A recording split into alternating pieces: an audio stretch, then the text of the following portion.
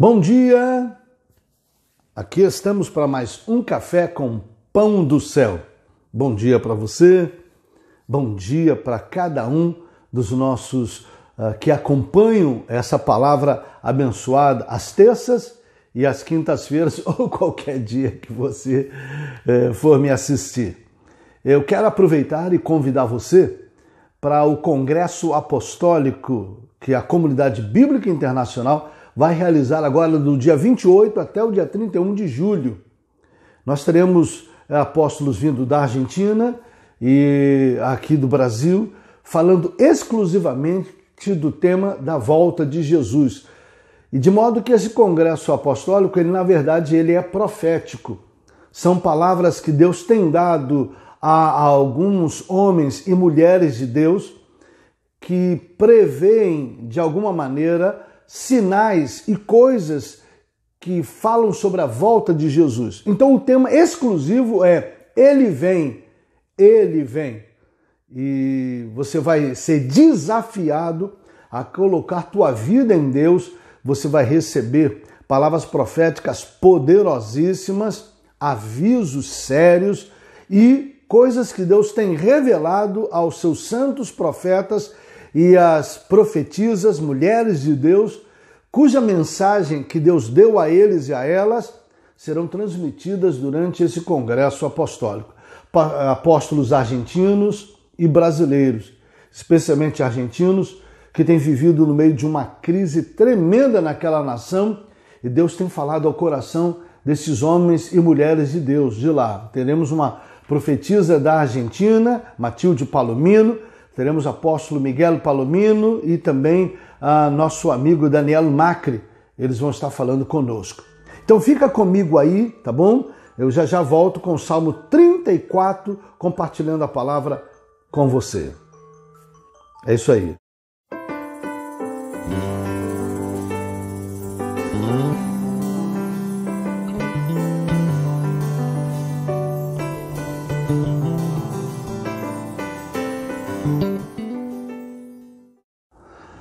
Muito bem, estamos aqui de volta para compartilhar com você sobre o Salmo 34.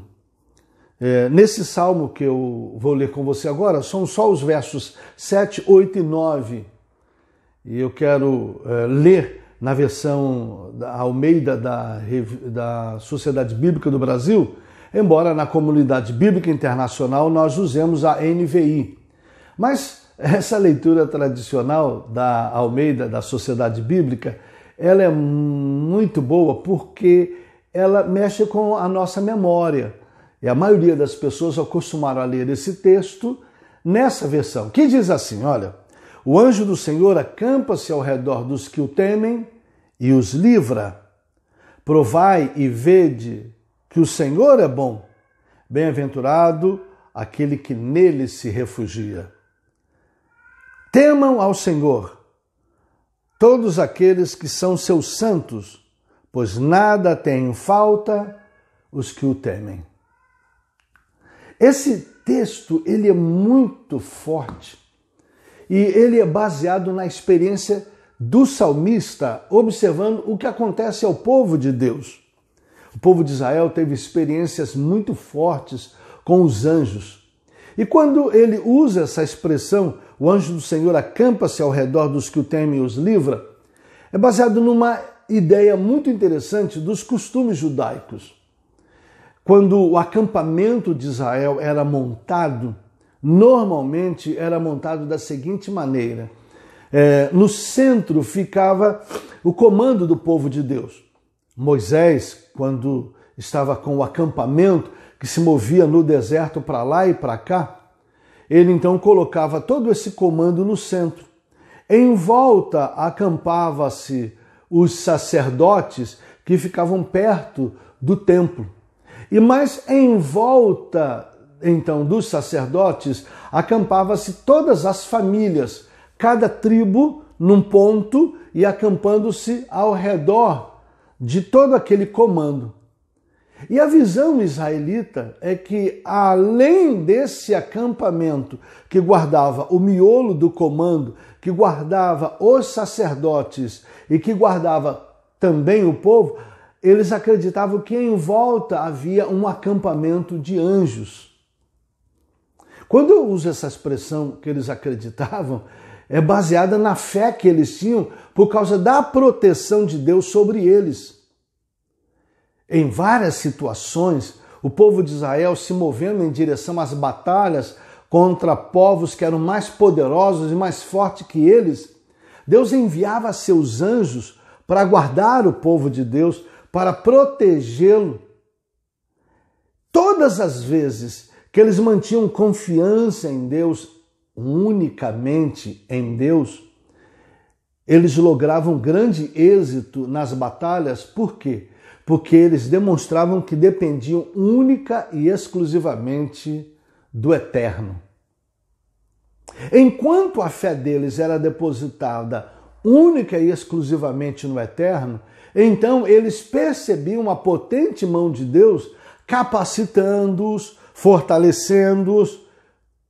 Em algumas circunstâncias, literalmente, anjos vinham e pelejavam com eles.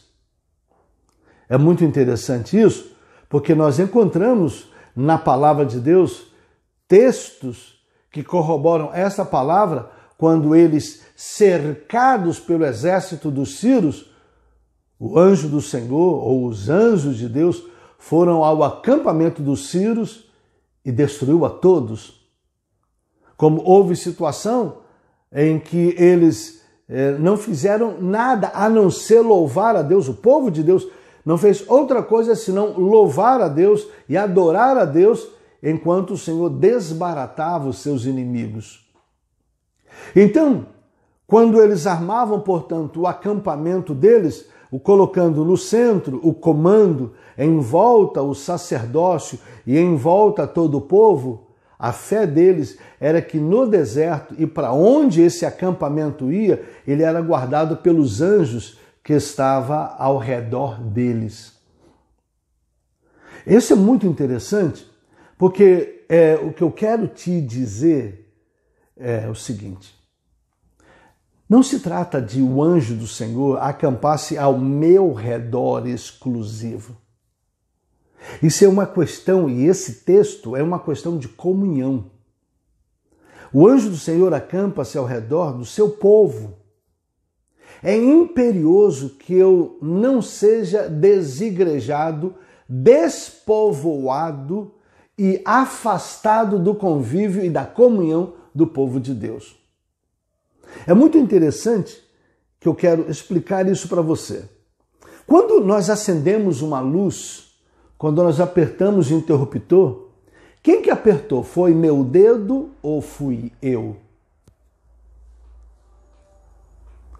Meu dedo sozinho nunca irá ao interruptor acender. É necessário que haja um comando do meu cérebro e que o meu corpo se movimente na direção de apertar o interruptor e acender a luz ou apagá-la. O apóstolo Paulo fala disto no Novo Testamento, que nós somos membros do corpo de Cristo e membros uns dos outros. Ouça o que eu quero te falar. Não existe crente desigrejado. Existe membro solto do corpo do povo de Deus, e você não tem autoridade nenhuma diante de Deus quando você está afastado do convívio do povo de Deus. É imperioso que você entenda que Deus é fiel e Ele vai te guardar, porque em sua palavra o Senhor disse para Josué e também diz para nós: nunca te deixarei, nunca jamais te desampararei.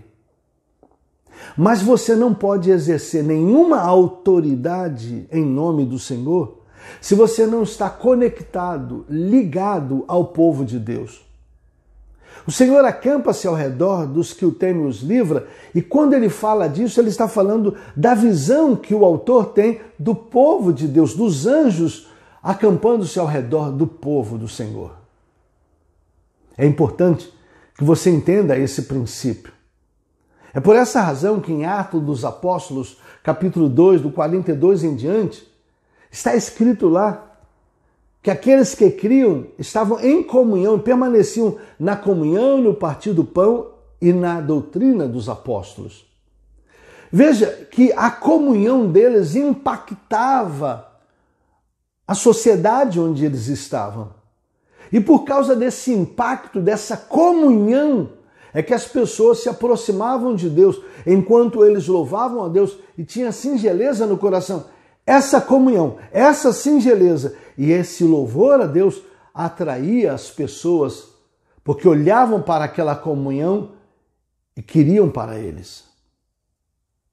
Você, desigrejado, teme ao Senhor e é acompanhado por Deus por causa da fidelidade dele. Esse texto nos fala disto. Deus é fiel, Ele vai te guardar em todos os teus caminhos e tem uma promessa que diz: provai e vede que o Senhor é bom, bem-aventurado aquele que nele se refugia, tema o Senhor, todos aqueles que são seus santos, pois nada tem falta os que o temem. Uma coisa é Deus te guardar, uma coisa é não ter falta de nada. Ouça o que eu vou te dizer. O Senhor vai estar contigo. Ele vai guardar você. Mas nenhuma autoridade você terá, repito, se você não está conectado no povo de Deus. Que autoridade? Para que essa autoridade? Ligar e desligar. Declarar o poder de Deus na vida das pessoas, da sua família e na sua mesma. Não ande longe do povo de Deus. Não se afaste da comunhão. Não se desligue da igreja de Deus. Eu sei que tem problemas ali. Agora preste bem atenção. Onde que tem mais problemas? Na igreja hoje, onde as pessoas são cheias do Espírito Santo, ou no povo de Israel, onde o Espírito Santo estava unicamente sobre Moisés. E todos os demais não tinham outra coisa a não ser somente uma unção, e o Espírito Santo não habitava em nenhuma das pessoas daquele povo de Israel que estava no deserto. Eles tudo faziam na base da sua força, mas o Senhor capacitava o povo todo porque eles estavam sempre juntos. É essa comunhão que faz com que as coisas aconteçam. É por essa razão que Deus diz em Gênesis capítulo de número 6, Gênesis capítulo 6, quando Deus percebe o que está ocorrendo com o povo daquela época e eles constroem a Torre de Babel. O texto lá diz que era um só o coração deles. E o próprio Deus olhou e disse: agora nada impedirá que eles façam qualquer coisa. Esse é o poder da comunhão da igreja. Talvez você não concorde muito com a visão do seu pastor. Talvez você não concorde com a visão de alguns líderes que você tem na sua igreja. Mas discordar da visão deles é uma coisa, discordar da palavra de Deus é outra coisa. Agregue-se. Mesmo discordando dessa ou daquela posição, agregue-se ali. Você vai perceber que é nessa comunhão que você vai ter autoridade e vai poder desfrutar de uma grande bênção. Tudo que você declarar vai acontecer. Então é importante eu te explicar isso. Deixo com você também provar e ver de que o Senhor é bom. Preste bem atenção. Eu quero te chamar a atenção a esse fato aqui. Olhe bem. Dentro desse texto, uma coisa não é observada pelas pessoas. Provar e ver de que o Senhor é bom, mas veja o que o texto diz. Bem-aventurado é aquele que nele se refugia, temam ao Senhor, pois nada tem em falta os que o temem. Preste bem atenção. Esse temor a Deus, essa entrega de vida a Deus é que faz a diferença da felicidade e que nos faz poder provar e ver que o Senhor é bom. Sabe, muitas das vezes eu sei que você tem desejo de pecar. E eu sei que muitas das vezes essa vontade é muito forte. E esse desejo vai continuar com você muito fortemente. O Senhor falou isso para Caim. Caim, o desejo sempre estará à porta do teu coração, mas cabe a você dominá-lo. Olha, não é muito fácil isso. Mas porque você teme o Senhor, porque você teme a sua poderosa mão, porque você teme a Deus, você luta contra esses desejos, agrada ao Senhor. E aí você prova e vê que o Senhor é bom. Te desafio esta manhã a resistir esses desejos que você tem aí de pecar, de desobedecer a Deus, de se afastar do caminho de Deus e de amaldiçoar pessoas. Continua firme no caminho do Senhor. Enfrenta essa luta contra a tua carne, contra esses desejos. Prove que o Senhor é bom, porque bem-aventurado são os que nele se refugiam. Corre para os braços de Deus e diz: Pai, me ajuda. Eu tenho um desejo forte dentro de mim. E diga para Deus qual é o desejo. O desejo de pecado. Não estou falando do desejo de coisa boa. Eu estou falando desse desejo de pecar e fazer algo que desagrada frontalmente a Deus. Fala com ele: Deus, me ajuda, Senhor. Eu não tenho força. Eu não sou capaz. Pai, eu sou pobre, necessitado, mas eu sei que o Senhor cuida de mim. Então cuida do teu servo, quem te confia. E aí você vai descobrir a poderosa mão de Deus. E termino dizendo: não se afaste do convívio com o povo de Deus. As pessoas são imperfeitas, mas é na comunhão dos santos que está a tua autoridade, que está a minha autoridade, que está a autoridade do povo de Deus, e aí está a vitória. Se você se afastou do convívio com o povo de Deus, volte. Eu sei, talvez alguém tenha magoado o seu coração, e esse desejo do seu coração de manter essa pessoa cativa com o teu rancor, isso só vai fazer mal a você, não vai fazer mal a nenhuma daquelas pessoas que te feriram. Então, libera, diz: Pai, me ajuda a perdoar a palavra de maldição que me foi liberada, o olhar indiscreto que foi lançado contra mim, o julgamento que lançaram contra mim e me magoou. Deus, me ajuda a perdoar essa pessoa, a liberar essa pessoa. Provai e vede que o Senhor é bom. Bem-aventurados o que nele se refugia. Te convido esta manhã a fazer isso diante de Deus. Amém? Bênção de Deus para você. Bom dia, boa tarde, boa noite. Depende do horário que você me acompanha. Deus é fiel!